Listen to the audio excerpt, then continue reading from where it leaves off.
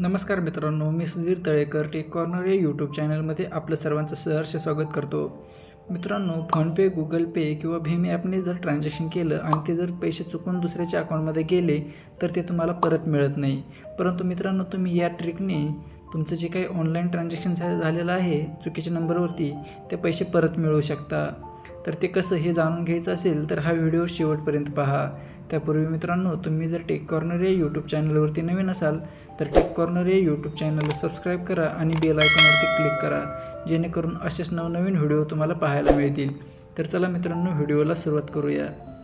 मित्रांनो, तुम्ही कोणत्याही UPI नंबरवरती किंवा मोबाईल नंबरवरती ऑनलाईन पेमेंट केल्याच्यानंतर हे ट्रान्झॅक्शन जर चुकीच्या नंबरवरती पैसे पाठवले गेले तर तुम्हाला ते परत मिळतील. तर त्यासाठी तुम्हाला काय करायचं आहे, तुमच्या मोबाईलमध्ये गुगल क्रोम हे ब्राउझर ओपन करायचं आहे.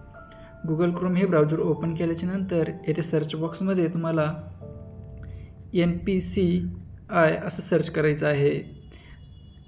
सर्च केल्याच्यानंतर तुमच्यासमोरची एक नंबरची लिंक येईल, www.npci.org.in या लिंकवरती क्लिक करायचं आहे.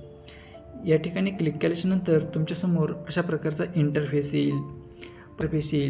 तर आता तुम्हाला चुकीच्या नंबरवरती ऑनलाईन ट्रान्झॅक्शन झालेलं असेल तर तुम्हाला ते पैसे परत मिळवण्यासाठी तुम्हाला वरती डाव्या कोपऱ्यामध्ये आडव्या रेषा दिसतात 3, त्यावरती तुम्हाला क्लिक करायचं आहे. आता या ठिकाणी क्लिक केल्याच्यानंतर तुम्हाला खाली सगळ्यात लास्टचा ऑप्शन गेट इन टच या ऑप्शनवरती क्लिक करायचं आहे. त्याच्यानंतर आता या ठिकाणी तुम्हाला UPI कंप्लेंट या ऑप्शनवरती क्लिक करायचं आहे. त्याच्यानंतर तुम्हाला येथे खाली यायचं आहे. खाली आल्याच्यानंतर येथे कंप्लेंट या ठिकाणी ट्रान्झॅक्शन म्हणून दिसत आहे, त्या ऑप्शनवरती तुम्हाला क्लिक करायचं आहे. या ठिकाणी क्लिक केल्याच्यानंतर तुम्हाला नेचर ऑफ ट्रान्झॅक्शन असं ऑप्शन दिसेल. तर या ठिकाणी आपल्याला इथे पर्सन टू पर्सन जर ट्रान्झॅक्शन केलेलं असेल तर तुम्हाला 2 नंबरचा ऑप्शन दिसतोय, तो पर्सन टू पर्सन, त्यावरती क्लिक करायचं आहे. आणि जर तुम्ही एखाद्या मर्चंट अकाउंटवरती पेमेंट केलेलं असेल दुकानाच्या वगैरे तर तुम्हाला 2 नंबरचा जो ऑप्शन आहे पर्सन टू मर्चंट यावरती क्लिक करायचं आहे. तर आता मी एखाद्या समोरच्या व्यक्तीला जर पाठवलेले असेल पैसे तर मला पर्सन टू पर्सन याच्यावरती क्लिक करायचं आहे. त्याच्यानंतर तुम्हाला इथे खाली सिलेक्ट इश्यू टाईप या ठिकाणी क्लिक करून तुमचा काय इश्यू आहे तो सिलेक्ट करायचा आहे. जर amount debit but not credit to beneficiary account, म्हणजे इथे जो 1 नंबरचा ऑप्शन आहे तुमच्या खात्यामधून पैसे कट झाले आहेत, मायनस झाले आहेत, परंतु समोरच्याच्या खात्यामध्ये जर जमा झालेले नसेल तर तुम्हाला इथे 1 नंबरचा ऑप्शन क्लिक करायचा आहे. त्याच्यानंतर खाली 2 नंबरचा ऑप्शन आहे transaction failed but amount debited.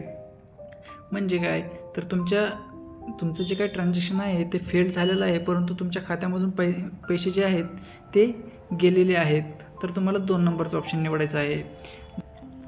जर तुमचे पैसे चुकीच्या अकाउंटवरती गेले असेल तर तुम्हाला incorrectly transfer to another account याच्यावरती क्लिक करायचं आहे. त्याच्यानंतर तुम्हाला इथे खाली कमेंट्स म्हणून दिलेलं आहे. तर या ठिकाणी तुम्हाला 500 शब्दांमध्ये 500 वर्डमध्ये तुम्हाला तुमचा जो काही इश्यू आहे तो तुम्हाला या ठिकाणी टाकायचा आहे. जसं की या ठिकाणी तुम्ही टाकू शकता, I have done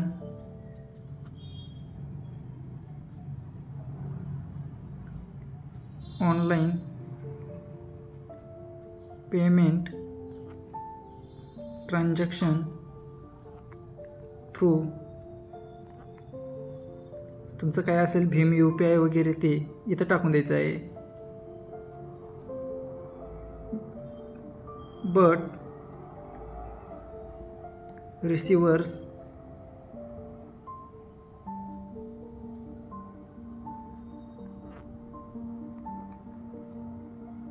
ID is incorrectly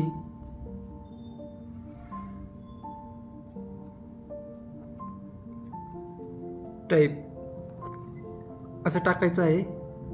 पुढे टाकायचं आहे so please refund my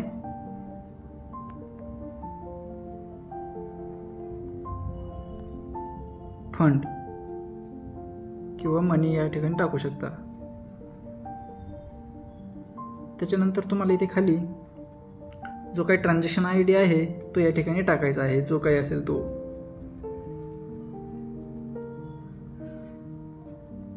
transaction ID टाकून झाल्याच्यानंतर तुम्हाला इथे खाली तुमच्या बँकेचं नाव जे आहे ते सिलेक्ट करायचं आहे। त्यानंतर खाली तुम्हाला सिलेक्ट बँक नेम या ठिकाणी तुमची जी काही बँक असेल ती या लिस्टमधून सिलेक्ट करायची आहे।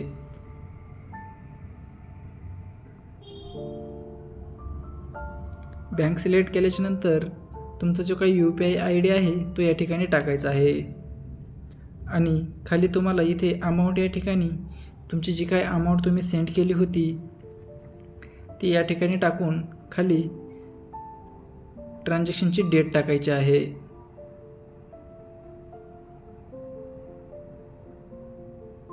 डेट टाकल्याच्या नंतर तुम्हाला इथे खाली तुमचा ईमेल ID टाकायचा आहे।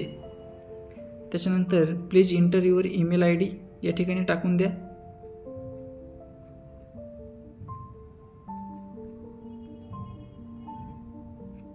ईमेल ID टाकून झाल्याच्या नंतर या ठिकाणी खाली तुमचा जो काही मोबाईल नंबर आहे बँकेला रजिस्टर केलेला तो या ठिकाणी टाकायचा आहे।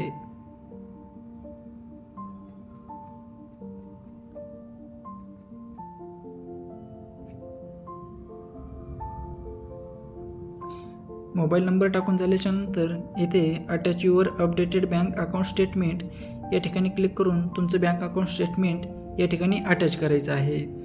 तर मित्रांनो, ही जी काही सुविधा आहे ती तुमचं ऑनलाईन ट्रान्झॅक्शन झाल्याच्या नंतर 24 तासाच्या आतमध्ये जर तुम्ही ही रिक्वेस्ट केली तरच तुमचे पैसे तुम्हाला परत मिळतात।